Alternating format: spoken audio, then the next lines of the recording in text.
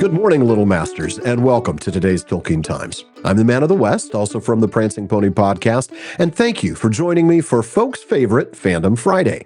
Now, every Friday, I get a chance to visit with somebody from the wider world of the Tolkien fandom. Writers and musicians, artists, craftsmen, scholars, content creators, and a whole lot more. And today, I am pleased to introduce another podcaster to you. Not a Tolkien podcast precisely, but we all love books here at the Prancing Pony podcast and today's Tolkien Times, so other book lovers are welcome too. Now, it doesn't hurt that they recently spent a couple of episodes talking about The Hobbit, and an episode just recently on Letters from Father Christmas.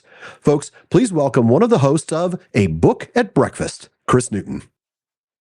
Hi, Alan. Thank you so much for having me. It's my pleasure, Chris. Really looking forward to this. Now, since yours is not exclusively or even primarily a Tolkien podcast, folks that listen to me or watch me might not know about your show. So now's your chance to tell them what your show's about. How is it structured? What makes it unique? What sorts of books do you talk about? And do you really eat breakfast while you're podcasting? I think that's what everybody wants to know. The show is called A Book at Breakfast, and it does exactly what it says on the label. We get together, we eat breakfast, and we talk about one of our favorite books. Oh, nice. And I guess what makes it unique is the fact that my co-host Mark and I have known each other since we were 8 years old. Oh, so wow. We're incredibly close. Yeah. Yeah. And in terms of what books we cover, they can be quite random. Everything from George Orwell to Douglas Adams, Mary Shelley, Agatha Christie, Dickens. And wow, that is a broad range. Tolkien. Yeah, but specifically we choose them because they're the books that we grew up loving together through childhood, through adolescence. And I think there's something, isn't there, about a book that really speaks to you, especially in your formative years. Yeah. It's not just something that you like. It's something a bit like a sapling growing around a structure. You sort of intertwine with it. It becomes a part of your personality.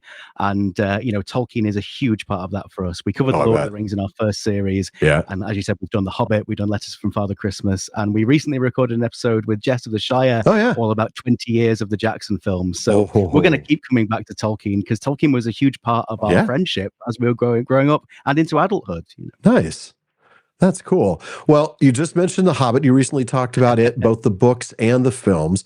And in fact, I was pleasantly surprised to see a phrase from the infamous letter number 210 make the blurb in your second breakfast episode. It was about perceiving where the core of the original lies. That gets bonus points from me. Oh, excellent. Excellent. Yeah, we don't do anything by halves. So tell me, what was it like going through the entirety of the book of The Hobbit in one episode? Sean and I struggled to do it in like 45. Corey Olsen would scoff at 45, I'm sure. But that's one chapter, yes.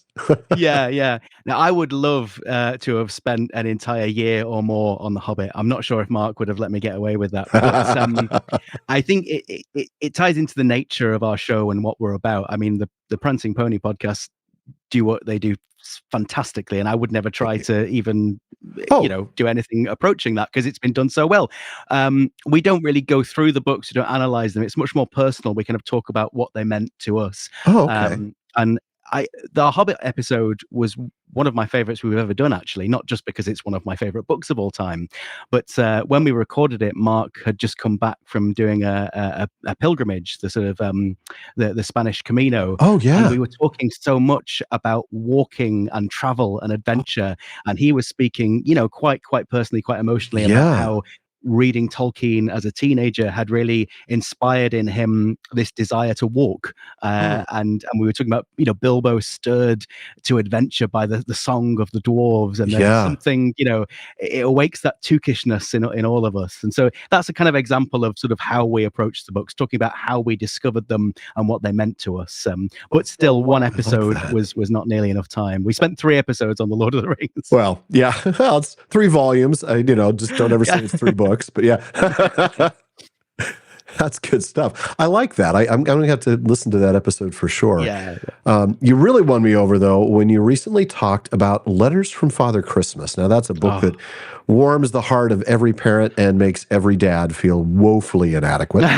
It's also a book filled with nods to Middle-earth and the real world. Can you recall 1 or 2 moments in the letters that struck you in particular? I think because I'm quite a maudlin soul, it's always that final letter from 1943 that and considering what was happening in the world at that Yes. time, and also the fact that I believe Priscilla was 14, and I think she'd actually stopped believing in Father Christmas by that point, Yeah, but she he wrote knew. to her anyway, and Yeah. that says it all, really. And just that line about, I suppose, you'll be hanging up your stocking one last time, and Yeah, it's almost too much, and yet it's so beautiful as it well. is. There's a And I poignancy really to it think, that, oh, yeah. yeah. And Tolkien's whole, philosophy about secondary belief, and his, Yes. how he didn't like the concept of suspension of Oh, disbelief, and the fantasy world should be to be so completely realized to allow that yes. escapism. And if you consider the Father Christmas letters in that context, it is the ultimate Oh, subcreation, because his audience believed it yeah. genuinely to begin with. And I honestly feel like if it weren't for the Father Christmas letters, we wouldn't have the Silmarillion. I think that Christopher growing up with that kind of magic in his Yes. life and his family's life, he was so committed to sort of realizing his father's world that he Yeah. would never have let that lie. He wanted to bring that kind of that secondary belief to as many people as he could. And I think the letters from Father Christmas are so important in that respect, and just so I joyous agree. to read in of themselves. Oh, they are. I love North Polar Bear. He's Oh, I have a fat paw. please excuse my writing. You're right. I don't know that I'd ever thought about it from that perspective, but Mm, I am virtually sure that the world building of those letters and that inner consistency of reality, to bring that phrase from On Fairy Stories, yes, um, that's exactly it. that sort of depth is the kind of thing that really would draw Christopher in. Mm. I mean, the attention he paid to detail is famous, right? I mean, that story Oh, that yeah. Tolkien talks about where, About the is, color of the oh, door. last time the tassel was this color, and Yeah. Tolkien's like, damn the boy. I mean, it's such a Yeah. great story. But Yeah. yeah, that focus on that inner consistency of reality, the believability rather than the suspension of disbelief. Um, It wow. really reminds me Yeah. of Hogfather by Terry Pratchett as Yeah. well, that kind of the importance of a belief in a sort of Father Christmas figure, Yeah. because humans need fantasy to be human. And I think Tolkien understood that so well. We talk a lot about how he was a fantastic writer and a fantastic philologist, author of Mhm. the century. But I think the Father Christmas letters show that he was one of the greatest men who have ever lived as well, one of the greatest people, because of, Yeah. just the care and attention that he took in bringing magic into his family's lives. It I, was I think, beautiful. Every one of them. oh, I know. I yeah, just did I tear up when I read them. I know, me too. I did a whole week, not on all of them. I started at the beginning, and it's the kind of thing where Mm. next Christmas I'll do a week, and it'll cover. So it'll Oh, that's a probably great take me idea. 4 years of today's Tolkien times Yeah. to get through all of the Father Christmas letters, and then I'll just do it again. But it really is moving to see, and obviously they Yeah, get richer and richer as time goes on. they Those do. I early love it when the letters. goblins come into it. Yeah, yeah, yeah. The early It's quite letters are a funny little 'cause thin, but they're yeah. still filled with so many amazing things. I Oh, think yeah, about, like, alphabets and yeah, like the references to the Aurora Borealis Rory that year. Borealis. Yeah, Rory Borealis. So good. Oh, It's it's so so sweet, good. yeah. I Uh, think my favorite part is actually the Priscilla with Pillar and chocolates and that is good. So finally, what are some of the books on the horizon that you're planning on talking about in 2024, or are spoilers strictly forbidden at breakfast? Well, they usually are. We don't usually reveal it till the last minute, Okay. and that's often because we sometimes change our minds. But no, I will give an exclusive spoiler. We're having a Okay. little break. We'll be back in the spring, and in a book at breakfast first, we're actually going to concentrate on some nonfiction. Oh, cool. I think because we always begin our series with one of Sue Townsend's Adrian Mole books, Oh, okay. and the third installment in the Adrian Mole books, it begins as a standard Adrian Mole book, but then there's some of Sue Townsend's own diaries in there, so it kind of straddles the line between fact and fiction. Okay. So we're going to follow that rabbit hole, and yeah, we're going to be covering some Bill Bryson, some Caitlin Moran, and of course, just because it's non-fiction doesn't exclude Tolkien. So we're going to be talking about On Fairy Stories, Oh, and there's a great wonderful. new book on Middle Earth, actually, Alan, called Why We Love Middle Earth. I don't know if you've heard of it. Thank you. That's very kind. Yeah, we're going to be chatting about that. So if Good. you and or Sean might be free to join us for that, It would be my pleasure, and I'm sure Sean will join us if he can. I would love that. Wonderful. Wonderful. Absolutely. All right, I think we have time for one last question.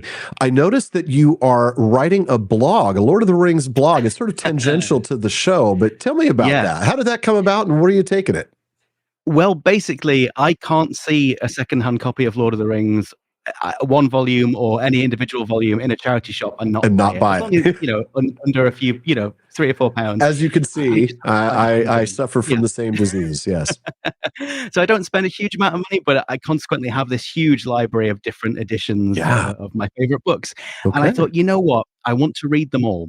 I want to reread the entire Lord of the Rings, and for each chapter, I will read a different edition to savor each one and pour over the maps.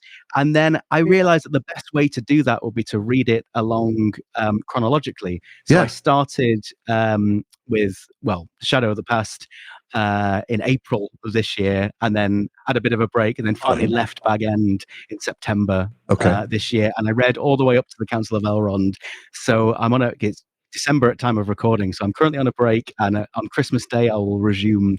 And so I've been blogging in real time as I read along with the seasons, and I swear I've read read Lord of the Rings countless times, but it's given me this whole new appreciation for it, reading it with the seasons and kind of really appreciating the melancholy of autumn, of leaving and changing, and people growing old, people moving on, and then setting out from Rivendell, Christmas Day, setting out from Rivendell, indeed, into the darkness, but then the light returning in spring, and hope, and the ultimate eucatastrophe of the year reborn. It's given me this whole new insight into it. Oh my goodness. Wonderful to share. So I've got that on my Goodreads blog. I'm Chris Newton on Goodreads. I like that. Well, we'll make sure to put a link of that in our show notes as well. Yeah. Oh, great. Yeah. Oh, that is great. It's been incredible. It's read it chronologically.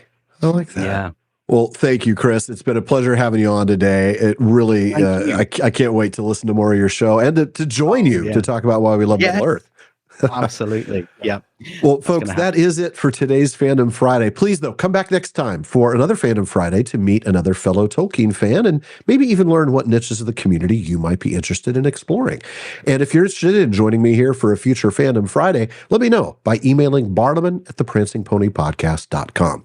Now, please visit patreon.com/Tolkien Times to learn how you can support the show, get an ad-free feed, a monthly hangout with me, a bonus weekly episode, and a whole lot more. And join me again tomorrow on today's Tolkien Times as we wrap up this week with Silmarillion Saturday. If you're watching this on YouTube, please be sure to like, subscribe, and turn on notifications. Please follow or subscribe on your podcast apps, and follow at Tolkien Times on Instagram, Twitter, and TikTok, where eventually I will do something, I promise. Finally, as Faramir says, go with the goodwill of all good men.